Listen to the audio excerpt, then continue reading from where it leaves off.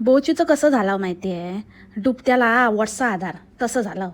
Channel चाललं होतं डबघायला, views पण ड्रॉप चाललेले, कॉन्टेंट पण काय नाही, आणि ते कसले कसले सिरीज फालतूचे काढत होती, झुंझुना वाजवत बसायचा फनी, आणि अरे बापरे तू आलास असं म्हणणारी स्क्रिप्टवाली सासू झगा घालून फिरायची.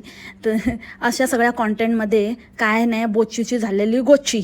तर त्याच्यामुळे आता कसं मग आता परत स्वतःला असं लोकांसमोर दाखवायचं की मी कशी ग्रेट आहे आणि मला कसे अवॉर्ड मिळतात, जे तुम्हाला दिसतं ते खरं नाही आहे, असं करून फॉल्स इल्युशन क्रिएट करण्याचा हा निष्फळ प्रयत्न आहे. भक्त तर आहेतच अडाणटट्टू. तर आज बघा कॉमेंट्सचा पाऊस पडला आहे.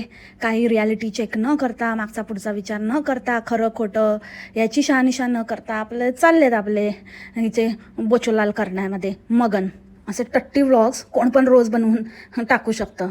तो कोणतो फेकेवी मोठा चॅलेंज देत होता. आम्हाला नको देऊस असले फालतू चॅलेंज, आम्ही एक्सेप्ट नाही करत. Your challenge is not accepted.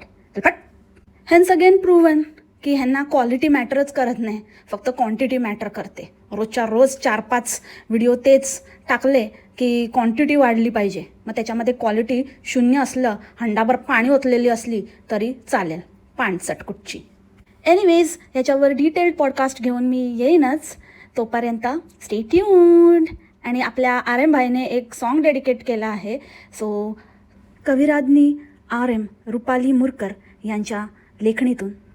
बोचू Ram का फट गया ढोल, बीच बजरिया खुल गई पोल, बोल फनी बोल फनी बोल फनी बोल. And yes, and yes, and yes.